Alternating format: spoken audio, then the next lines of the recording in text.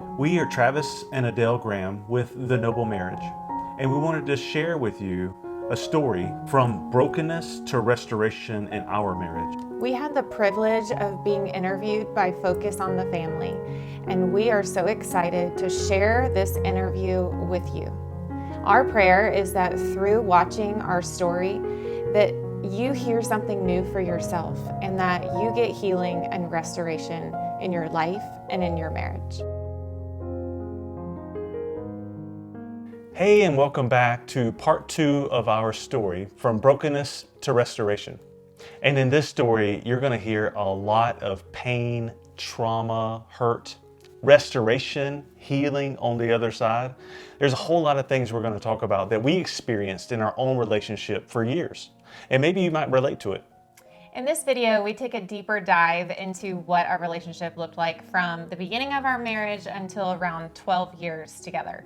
And some of those topics that we're going to cover today are how we ignored a lot of red flags, relationship drift and what that looks like, perfectionism, topics that we just didn't talk about in marriage. And maybe you can relate to that.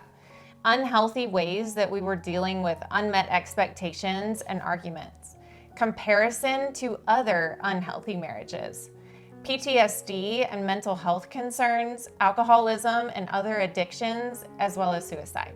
So we hope you enjoy this portion of our story. And there were so many things going on that we normalized in our life. And so it was so traumatic all the time, it seemed like. And yeah, always seemed like it was drama. Yes, there were many, many, many topics that were off limits. Like, we couldn't have conversation.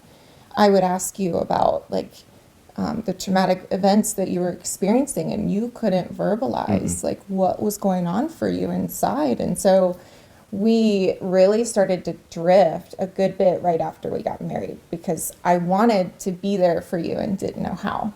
Yeah. And then the way I was raised, and I would say both of us know that our families did the best they could growing up with what they had.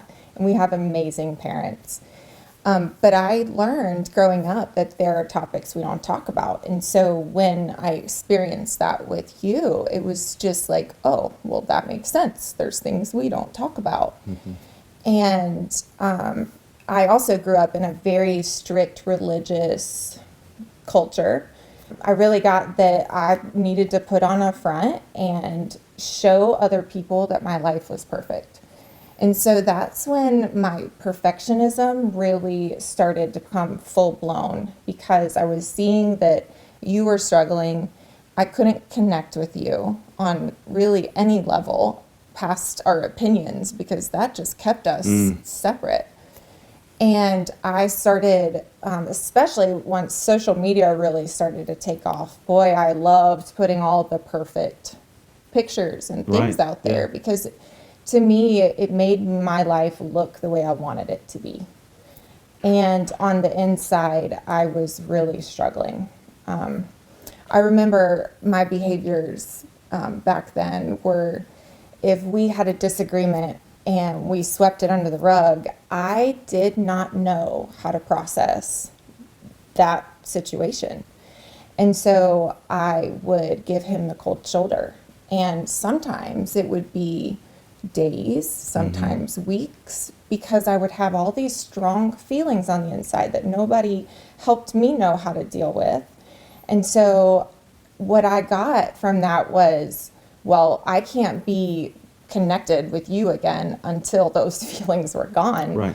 And sometimes it just, the volume would get turned up and I would ruminate all of the things and the arguments and disagreements in my mind, and it would intensify the feelings. So weeks would go by where we wouldn't talk about anything. And then being a stepmom of 2 boys that were 8 and 12 when we got married was way more difficult than I ever thought it would be. I thought I would just breeze right through it and be fine. And one of the things that really started to show up in our relationship was comparison from the first wife to me. And I felt so helpless in that. because I felt like you saw me as her in a lot of the situations. And again, we didn't talk about it. And so we just were drifting and drifting and drifting apart. And there was addictions going on my side of trying to cope with my internal pain of what was going on. So I would shop, I would drink wine. I had this fantasy view of my life. And it's taken me quite a few years to really process that, because when I remember back to those times, like I remember being very lonely, very disconnected, sad, worried, and like feeling like, is this all marriage is going to be? Because this sucks. I still like fantasized it in my mind. And so I truly believed we had a good relationship. And that's why I said we normalized all the dysfunction. And that, I think, is what I allowed myself to believe, is that this is normal. Our marriage is normal. And like I would really stuff down those feelings that would come up. So I was extremely disconnected with my actual true feelings that were going on. Yeah, so it wasn't until about 12 years in our marriage that I really got connected with all those feelings that I had just stuffed down for so many years. Yeah, maybe our marriage isn't perfect. Yeah. And, you know, I would look at other couples and I'm like, well, we're doing better than them. So we must be doing okay. Like, we must be figuring it out. And in that fantasy, like I believed that he was loyal and trustworthy and all of these things. But then when I really got connected with those feelings that were being ignored for 12 years, there were so many red flags. There were so many signs that I chose not to see. And, you know, I think that is a lot of how we ended up where we did 12 years later in our marriage, was because of that. Yeah. On the outside, you know, from others looking in, it looked like we had a perfect relationship.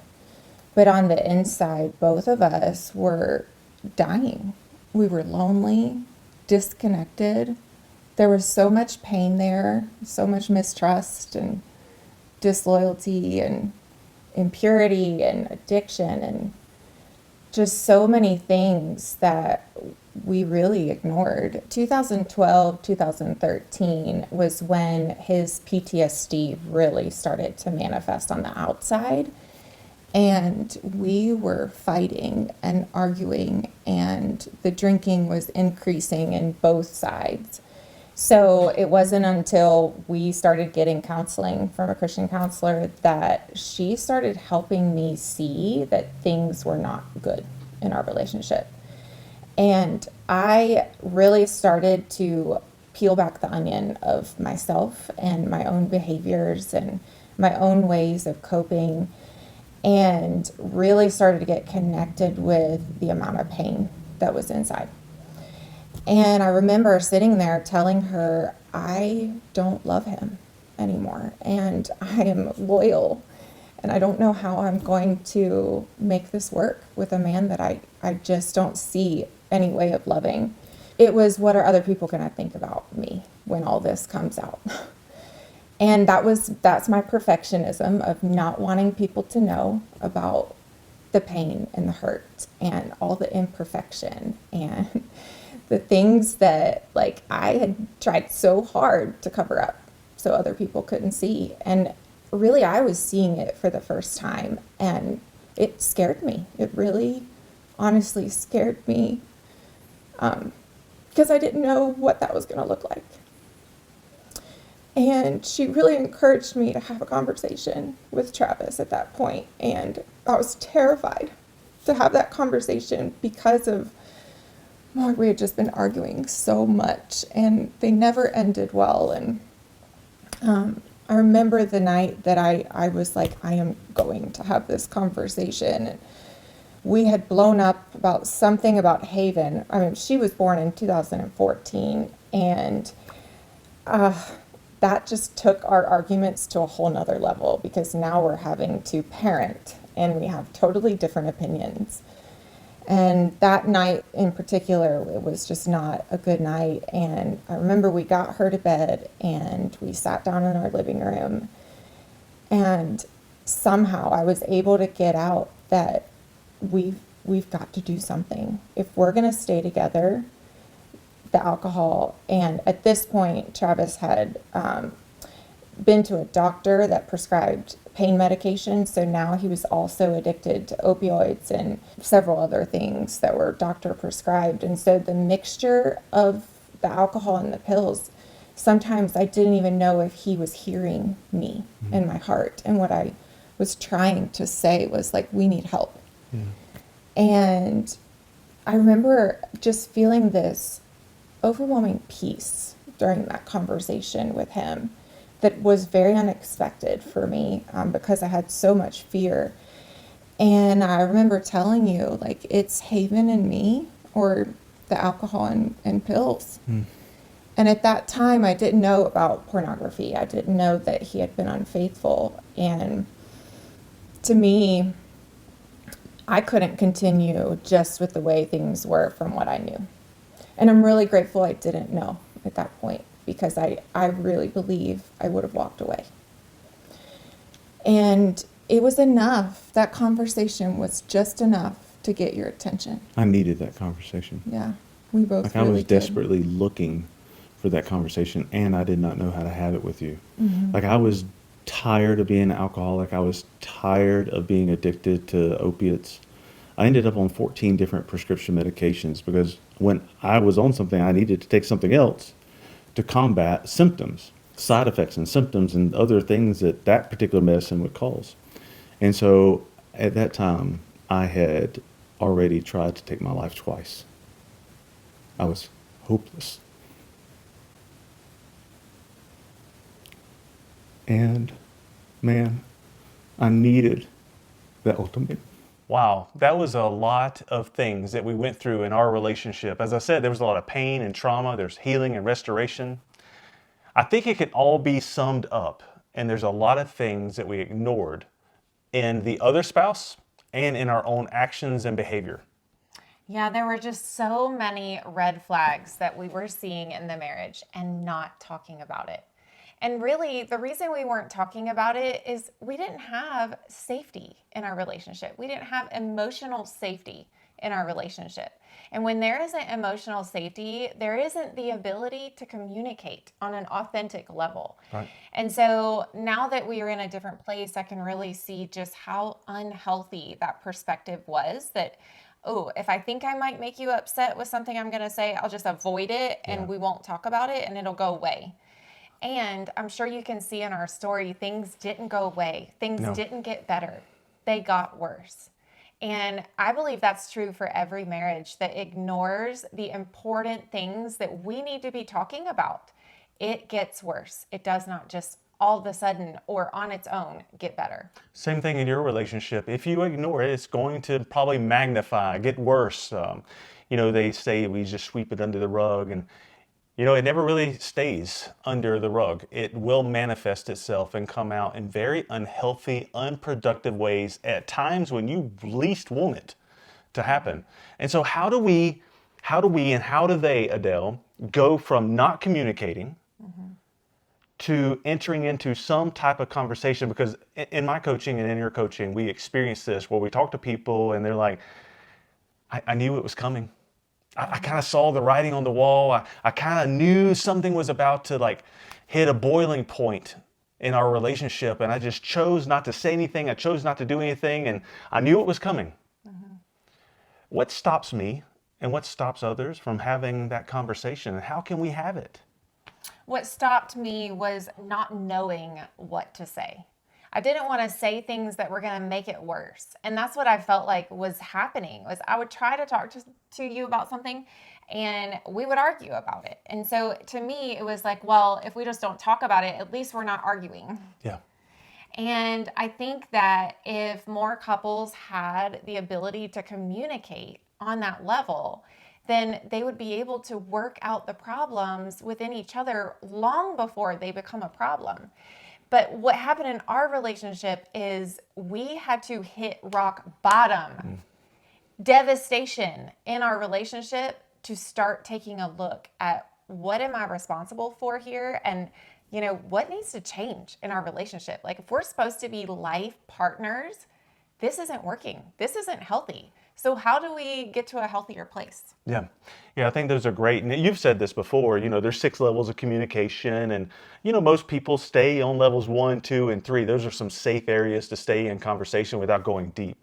But the richness, the intimacy, the connection that you want to experience with your spouse is really only available in deeper levels of conversation. And the way to access those is you're just going to have a conversation with your spouse. You're going to have to see their point of view. You're going to have to listen. You're going to have to engage in a conversation. It's just going to have to happen. And what I've experienced is the thought of the conversation is harder than the actual conversation. That's true. I usually spend a whole lot of time ruminating and thinking and trying to adjust, how am I going to have this? In reality, I just need to come and have the conversation. I'm spending way too much time over here anticipating it and probably creating worse problems for myself and our relationship, when I just need to come and humbly come and have a conversation. Yeah, so what does that conversation look like? One of the things that was a red flag for me in our relationship that I chose to ignore was the secrecy around his device, his phone. And not wanting me to see who he was talking to, or texting and things like that. Yeah. And given another opportunity, or if I was to notice that in our relationship now, this is a priority to me, and what we have is sacred. And so I'm going to have that conversation. And that conversation sounds very simple. It's, hey, is now a good time to share something that's just been on my heart? And what I want to share with you is that when I notice that there is secrecy around the phone, I'm feeling unimportant and unworthy and not good enough. And it raises flags for me about, is there something that's being hidden? And this relationship's really important to me, and I just want to have open communication about what's going on. And then give them the opportunity to share what is going on. And you've got to be in a place where you can receive whatever is said. And hopefully, when you come with a posture of humbleness, there shouldn't be defensiveness there. Now, I'm sure you heard that I did not accuse in any way. It was my own heart that I was talking about. I'm feeling not good enough and unimportant and unworthy. And that's what's going on, not who are you talking to and what's going on your phone. That's a completely different conversation that will spark defensiveness, because it's coming out of the place of you're doing something wrong versus, hey, what's going on? I want to discover this because I'm sensing something's not right here. And you have that conversation, and then you figure out as a couple, what are we going to do? Are we going to get help? Or are we just going to stay stuck in the place that we're at? And I highly recommend get help. Don't wait. Don't wait like we did until, things are blowing up in your relationship, a spouse leaving, or an argument you can't come back from. It's so important to cherish this relationship. It's the person that I have on this planet to do life with. So why wouldn't I want a close, connected, wonderful relationship with him? In there, Adele mentioned about comparing to other marriages, and you may experience that too, either comparing yourself to someone else or comparing your marriage to another marriage. And you may do it for one of a few reasons, but one of the reasons that I did was cognitive dissonance. That's just a fancy brain word to say that if I can look somewhere else and say, oh, you have it worse, you're doing something worse than what I'm doing, maybe we're okay. Maybe we're okay in where we are. Or maybe if it's me personally, if I'm having that, I'm looking at someone else and I'm comparing myself to them rather than comparing myself to a better future self. Or a better example, a model. I like that. Or a better example. And you could do that in your marriage too. Anything like that is going to steal your joy, rob your joy, and still make you ineffective, because comparison to something else never works, ever. So it does a few things. One is it will do one thing by keeping you stuck where you are, because you can say, well, at least I'm not who they are. We're good where we are. We really don't need to do anything else. That's going to keep us stuck. The other thing that's going to keep us stuck is in looking at someone else, and then our joy gets sucked away from us. Like, man, they got it so much better than we do. They got all these toys and gadgets and their life is perfect and ours is not perfect. Right. You need to fix that. Right. So either way, it's going to destroy your marriage and you when you use comparison. Yeah, when you're comparing yourself to unhealthy marriages and that is your evaluation on whether or not we're doing okay, that is not a good sign. That is a sign that your marriage needs help. And you don't really know because most people fake what they're doing in life. You know, I've heard a quote that when you see people walking around, 90% of the people are wearing their fig leaves. They're wearing this facade of, hey, I've got it all together, just don't look under the hood. That's what we were doing. Yeah. Yeah. So if you're looking at people in comparison, even in person, most people do it through social media or online, but even in person, you still don't see it. People still hide it. Listen, so now is a great time to evaluate your own relationship. Create a safe place with your spouse so that you can share and ask questions. Hey, how are we doing on this? How are we doing on keeping secrets from each other? How are we doing on, are we sweeping things under the rug? Or is there subjects or topics that we can't talk about in this relationship?